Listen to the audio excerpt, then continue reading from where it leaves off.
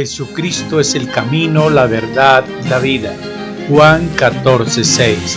Bienvenidos a escuchar en esta hora la palabra de Dios.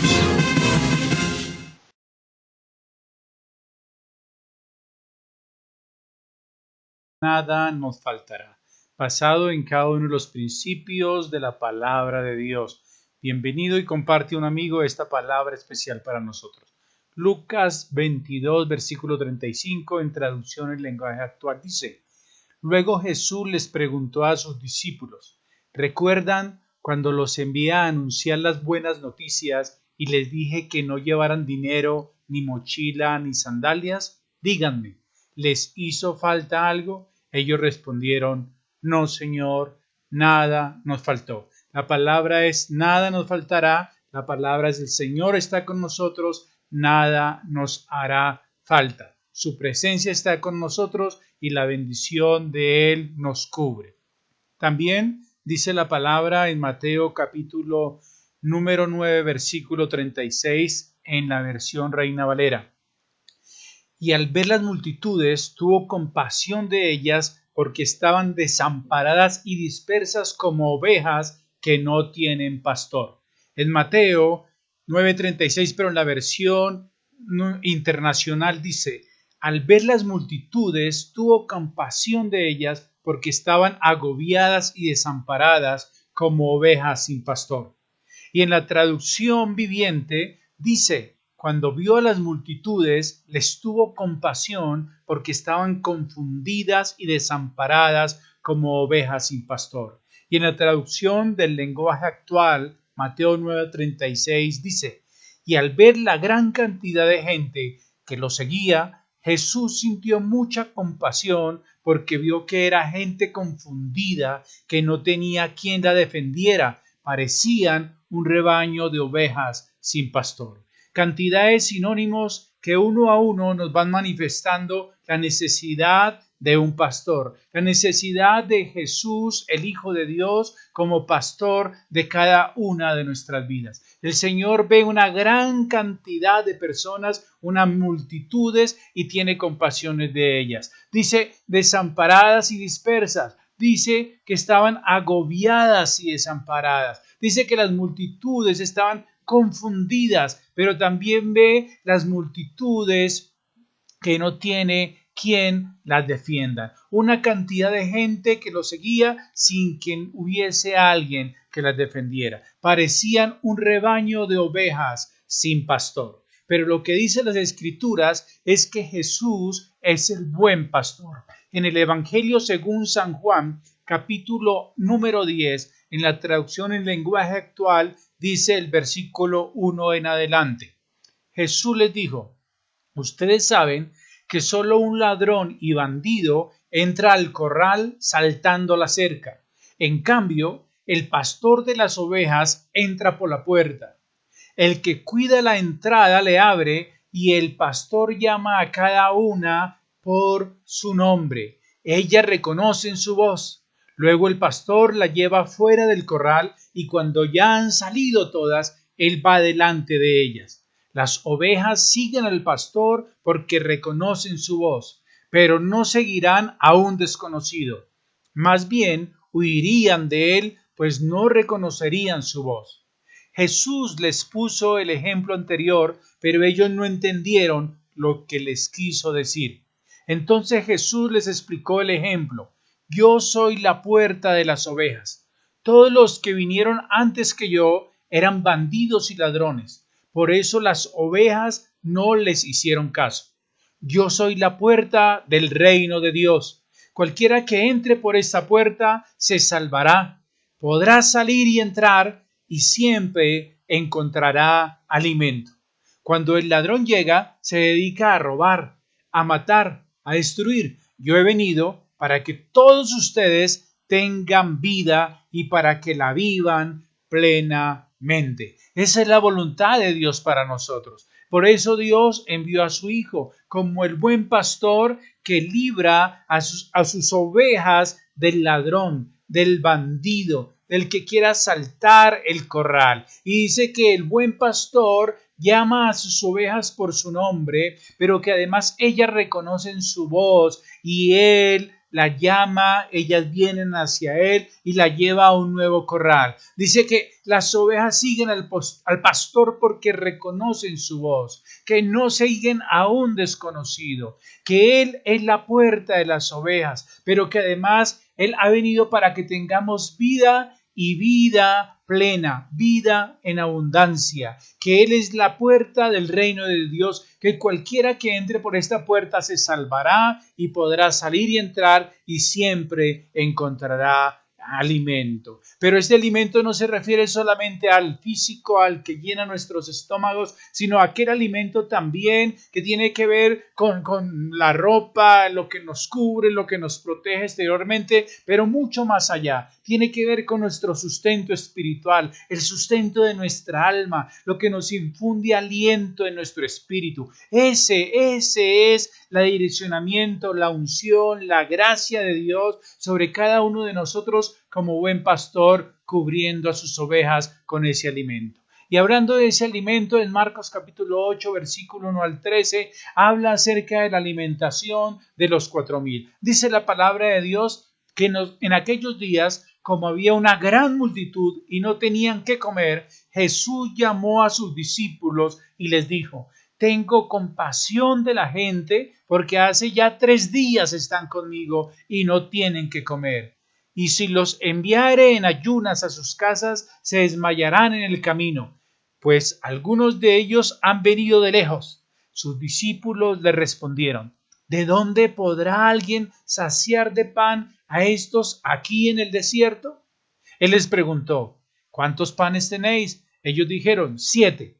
Entonces mandó a la multitud que se recostase en tierra, y tomando los 7 panes, habiendo dado gracias, los partió y dio a sus discípulos para que los pusiesen delante. Y los pusieron delante de la multitud. Tenían también unos pocos pececillos y los bendijo, y mandó que también los pusiesen delante. Y comieron y se saciaron y recogieron de los pedazos que habían sobrado 7 canastas. Eran los que comieron como 4,000 y los despidió. Es el Dios de la abundancia, es el Dios de la multiplicación, es el Dios que no nos desampara. Por eso es la palabra: nada nos faltará. Él se comprometió con nosotros, Él en su amor infinito decidió cubrirnos en toda nuestra necesidad. Este milagro es muy parecido al que se describió en Marcos 6, 32 al 45. Son muy similares. Algunos críticos han pretendido probar que se trata de un solo milagro. Pero, ¿qué dice la palabra del Señor? En Marcos capítulo 8, 19 al 20, relata los dos eventos. Dice: cuando partí los 5 panes entre 5,000, ¿cuántas cestas llenas de pedazos recogiste? Ellos dijeron: 12. Y cuando los 7 panes entre los 4,000, ¿cuántas canastas llenas de pedazos recogiste? Y ellos dijeron: 7.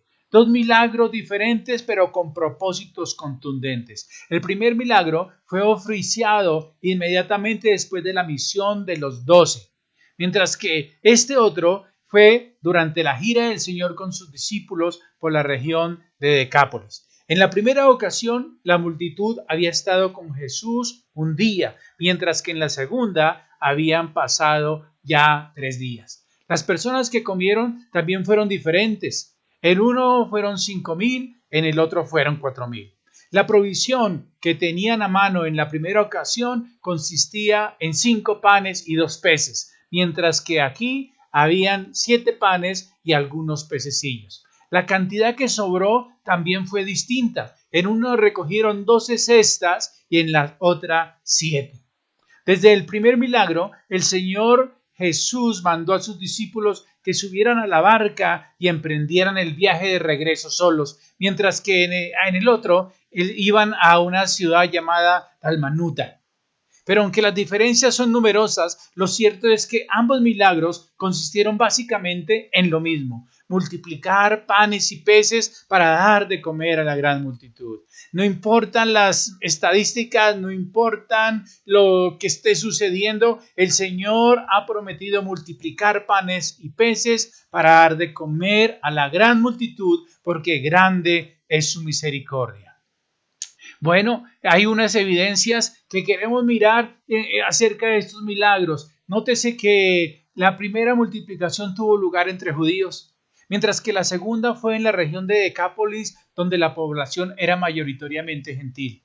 De este hecho podemos aprender que Cristo vino a satisfacer el hambre tanto de judíos, su pueblo cercano, como de gentiles, su pueblo lejano, el pueblo apartado. El Señor dice que llama a unos y a otros para bendecir. Dada la reiterada falta de comprensión y la poca fe de los discípulos, era lógico que se repitiera este milagro. En aquellos días como hoy hay una gran multitud de personas esperanzadas, confiadas en que el Dios de los cielos puede escuchar su oración y responder para un gran milagro.